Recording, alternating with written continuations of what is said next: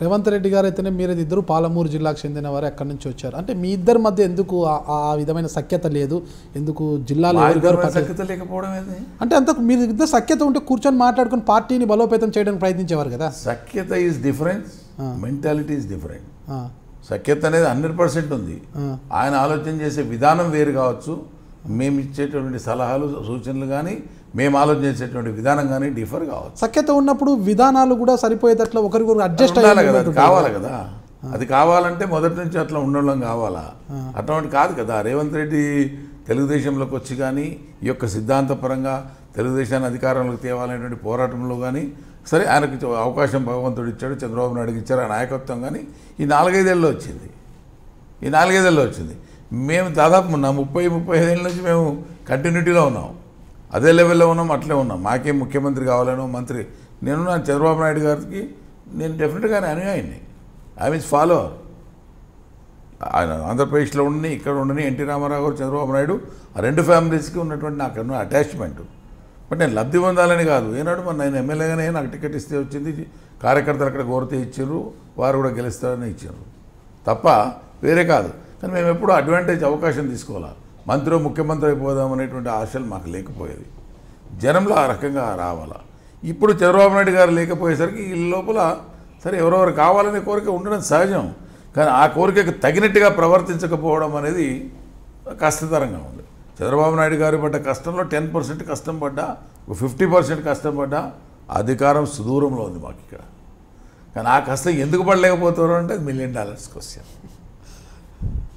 అన్నీ మీరే విమర్శకు తావతిస్తుంది అన్నీ మీరే చెప్తున్నారు అంటే పార్టీ ఎలా వైఫల్యం చెందుతుంది ఏంటి కారణము ఇవన్నీ చెప్తున్నారు ఇంతలా సఖ్యత లేకపోవడం చంద్రబాబు నాయుడు అనేటువంటి ఒక వ్యక్తి పటిష్టంగా అందరినీ పట్టి పెట్టే చంద్రబాబు నాయుడు అనే వ్యక్తిని తెచ్చండి ఆయన ఏపీకి పరిమితం అయిపోయారు ఆయన జాతీయ అధ్యక్షుడు అంటే చంద్రబాబు నాయుడు అనేటువంటి వ్యక్తి తెలుగు వారికి ఎన్టీ రామారావు గారు ఇచ్చినటువంటి కానుక తన తర్వాత అదొక ఏపీకా తెలంగాణకా అనేటువంటి సమస్య కాదు కాకపోతే అక్కడ ఉన్నటువంటి సమస్యలు ఆయనకు అక్కడ సృష్టించబడుతున్నటువంటి విపరీత సమస్యలు ఆ ఒత్తిడి వల్ల ఆయన టైం ఇవ్వలేకపోవచ్చు ఆయన లేకపోయినా ఆయనలా మీరు ఎందుకు పరిపాలించలేకపోయి ఆయనలా ప్రజల్ని ఎందుకు నేను చాలాసార్లు వార్త కూడా ఇదే చెప్పిన 2-3 సంవత్సరాలు మీరు ఇక్కడ ఉండి తెలంగాణ నాయకత్వానికి ఒక దిశ నిర్దేశం చేయాల్సిన బాధ్యత మీ ముందే ఉంది ఆయన బాధ అంతా నన్ను ఏమీ లేని కుర్చీ కూడా లేని కాడ ఒక నమ్మకంగా నన్ను ఎన్నుకున్నారు ఆ నమ్మకాన్ని పోగొట్టుకోకూడదంటే నేను నిరంతరం ప్రజల్లో పని చేయాలి నిధులు రాబట్టాలి స్టేట్ని నిర్మించుకోవాలి క్యాపిటల్ నిర్మించుకోవాలి నేను మొదలే చెప్పాను కదా ఉమ్మడి రాష్ట్రం నుంచి విభజింపబడేటప్పుడు ఎప్పుడే కానీ నిధులు నియామకాలు నీళ్ళ కోసం జరిగిన ఈ పోరాటంలో అవన్నీ కూడా సెంట్రల్ గవర్నమెంట్స్ ఒక పెద్దన్న పాత్ర పోషించి డివైడ్ చేసి ఎస్ ఇది నీదని చెప్పాలా ఆ రకంగా చెప్పకుండా షెడ్యూల్ పెట్టేశారు మీరే తెంచుకోండి అంటున్నారు ఇప్పుడు ప్రభుత్వాలు కూడా మనం చూస్తున్నాం హైకోర్టు విషయం చూసుకోండి మా ఎడ్యుకేషనల్ ఆఫీసుల విషయం చూసుకోండి మిగతా బిల్డింగ్ల విషయం కొన్ని ఇష్యూల్లో చూసుకోండి ఉమెన్ అండ్ చైల్డ్ వెల్ఫేర్ ఇవన్నీ కూడా ఆ డివిజన్లో ఉన్నటువంటి ఇబ్బందులు అవన్నీ క్లియర్ చేసుకుంటే ఎవరిది వాళ్ళు చేసుకునేవాళ్ళు ఇటు ఈ ముఖ్యమంత్రికైనా ఇబ్బంది అటు ఆ ముఖ్యమంత్రికైనా ఇబ్బంది ఒకవైపు ఏమో అమరావతి నిర్మాణం జరగాలి ఇంకోవైపు కృష్ణానది నీళ్లు రావు గోదావరి నీళ్ళు ఇక్కడి నుంచి రావాలి కిందికి పోనీయకుండా ఉంటే ఎన్ని రోజులున్నా వాళ్ళకి ఇబ్బంది పెట్టాలనే తపన వీళ్ళకుంటుంది దాంతోపాటు ఇన్ని రోజులు వాళ్ళు దోచుకున్నారని కూడా ఇష్టం కదా ఇప్పుడు ఉన్నవన్నీ మనం ఆపుకోవాలని పైరాష్ట్రమైన మాకుంటుంది పైన వాళ్ళు ఉన్నారో మాకు అడ్డుకట్టలు వేస్తున్నారు ఎట్లాగా తెచ్చుకోవాలనేటువంటి తపన వాళ్ళకు ఉంటుంది గతంలో అది లేదు అది లేని టైంలో అక్కడ పాలకులు ఉన్నారు కాబట్టి కొంత కేఎల్ రావు గారు వాళ్ళు ఉన్నప్పుడు కింద లాభం వచ్చేటువంటి విధంగా కొన్ని ప్రాజెక్టులు నిర్మించిన మాట వాస్తవం కానీ దాన్ని సామరస్యపూర్వకంగా అన్ని పరిష్కరించి ఇచ్చింటే అయిపోయేది ఇప్పుడు కేసీఆర్ గారు ఉద్యమంలోకి దిగక మొదలు కూడా 1956లో జార్జి రెడ్డి గారు ఉండేవారు జార్జి రెడ్డి గారు ఏమంటే నేను తిరిగా చిన్నగా ఉంటే నేను అప్పుడు 7th or 8th క్లాస్లో ఉన్నా యూనివర్సిటీలో మా కజిన్ ఉంటే నేను పోయేవాడిని జార్జి రెడ్డి రూమ్కి నేను వెళ్ళేవాడిని జార్జి రెడ్డి మర్డర్ అయిన తర్వాత కూడా నేను ఆ ప్రొఫెషన్లో దాంట్లో ఉన్నా నేను ఆ తెలంగాణ కోసం అప్పటి నుంచి జరుగుతున్నటువంటి పోరాటం దీన్ని రాజకీయంగా అందిపుచ్చుకున్నారు తప్ప సామాజికంగా అందిపుచ్చుకోలేదని నా భావన ఇప్పటికి కూడా సామాజిక తెలంగాణ దిశగా ఏదైతే కోరుకున్నారో అది చేయడం పెద్ద సమస్య కాదు కానీ అధికారమే ప్రామాణికంగా తీసుకున్నటువంటి పరిస్థితి ఉద్యమం తర్వాత వచ్చింది దానివల్ల తలెత్తినటువంటి సమస్యలు అధికారం మా చెప్పు చేతుల్లో ఉండాలి మా కోటరీ చేతుల్లో ఉండాలి అనేటువంటి పరిస్థితి తీసుకొచ్చుకొని ఇవాళ రాష్ట్రాన్ని రకంగా చేస్తున్న పరిస్థితి విలువ ఎదుటివారికి ఆ రోజు మాట్లాడిన మాటలు మనం చూసినాం రిజర్వేషన్ ఆఫ్ ద ముస్లిమ్స్ తీసుకోండి.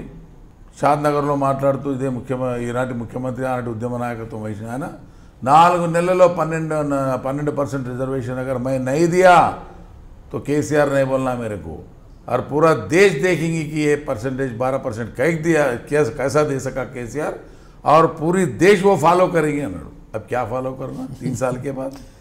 ఇప్పుడు అడిగితే ఏమంటాడు, నేను ఆ రకంగా అనలేదు, అంటే చాలా ఇబ్బందులు ఉంటాయని. ఆనాడు అనేటప్పుడు తెలీదా? అధికారం కోసం అన్నారు. అధికారం కోసం చంద్రబాబు నాయుడు లాంటి వాళ్ళు అటువంటి కొన్ని అనలేకపోయినారు, నష్టపోయినాం. ఎట్లా అంటే ఉచిత విద్యుత్ విషయంలో ఆ రోజు ఉన్నటువంటి పరిస్థితిలో ఉచిత విద్యుత్ సాధ్యం కాదు. చెప్పాం, నేను చనిపోయినటువంటి కరీంనగర్ దామోదర్ రెడ్డి గారు, గోపాలకృష్ణారెడ్డి గారు ముగ్గురం ఈరోజు బాబు గారితో, సార్ ఉచిత విద్యుత్ ఇవ్వకనే మనం ఓడిపోయినామంటే, ఉచిత విద్యుత్ అనేది మనం వరల్డ్ బ్యాంక్తో మనం అన్నీ తీసుకున్నాం, అవన్నీ ఎస్టాబ్లిష్ అయిన తర్వాత మనం ఆలోచన చేద్దాం. ఉచితంగా మొత్తం నీవు విద్యుత్ ఇచ్చినా బోర్లలో నీళ్ళు లేని పరిస్థితి అలా ఉంది, కాబట్టి చూసి ఆలోచన చేసి ఒక 1.5 years తర్వాత చేద్దాం, ఓడిపోతే ఓడిపోదాం అన్నాడు. అది ఆయన యొక్క ఆలోచన విధానం. సరే, ఉచిత విద్యుత్ రాజశేఖర రెడ్డి గారు పెట్టారు, మేము 9 గంటల విద్యుత్ ఇచ్చాం, మేము 9 గంటలకు ఉచితంగా ఇస్తే 4 గంటలకు కూడా నీళ్ళు లేని పరిస్థితి వచ్చింది. ఇవాళ కూడా బోర్లు నిన్నమన్నటి వరకు లేవు. నిన్నమన్నటువంటి వర్షాలతో కొంత చెరువులు నిన్న కాడ, వాగులు వంకలు నదులు బారిన కాడ కొంత పెరిగిండొచ్చు ఊట. 9 గంటలే 4 గంటలకే సార్ మళ్ళీ 2వ విడత ఇస్తే ఊట పెరుగుతుందని చెప్పినారు. అదేవిధంగా దేశవ్యాప్తంగా కూడా ఎలక్ట్రిసిటీ మీద వచ్చినటువంటి ఒక చైతన్యం, central government Bharatiya Janata party యొక్క విధానం వల్ల, దీన్ దయాళ్ యోజన వల్ల, కానీ దీంట్లో సబ్స్టేషన్లు ఇవన్నీ కూడా చాలా పెరిగినాయి. పెరగడం వల్ల ఇలా విద్యుత్ ఇంకా బాగా ఇచ్చేట పరిస్థితి వచ్చింది. దానికి మొదలు తెలంగాణ ప్రభుత్వం రాగానే కూడా విద్యుత్ మీదనే దెబ్బతింటామనే ఉద్దేశంతో పక్క రాష్ట్రాల నుంచి కూడా ఇతరత్ర కొని తిప్పలు పడి ఆ విద్యుత్ దెబ్బతినకుండా ఒక 1 year మాత్రం అవకతవకలు కిందికి మీదకి అయినారు.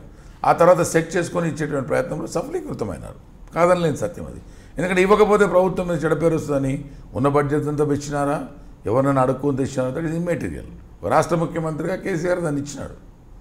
ఇచ్చిన తర్వాత అట్లే సెంట్రల్ గవర్నమెంట్ ఇలా అన్ని రకాలుగా మనకు ఈ పవన విద్యుత్తును ప్రోత్సహిస్తూ ఉంది. సోలార్ కూడా విపరీతంగా పెరిగింది. కాబట్టి ఎక్సెస్ అయ్యే పరిస్థితి కూడా ఇవాళ వచ్చింది. నదిలో నీళ్ళు లేకపోయినా, మొన్నటిదాకా నీళ్ళు లేకపోయినా విద్యుత్ ఇంచుమించు బాగానే ఇచ్చేటువంటి పరిస్థితి వచ్చింది.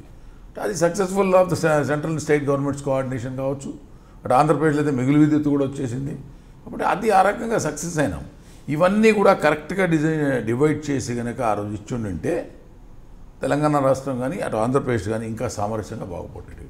బట్ నా పర్సనల్ ఒపీనియన్, ఈవెన్ ఈ రోజు కూడా ఈ 2 రాష్ట్రాలు కలిసే పక్క 4 రాష్ట్రాల మీద పోరాటం చేయకపోతే ఖచ్చితంగా ఈ నార్తులందరూ కూడా ఈ 2 రాష్ట్రాలను ముంచేటువంటి ప్రయత్నం చేస్తారు.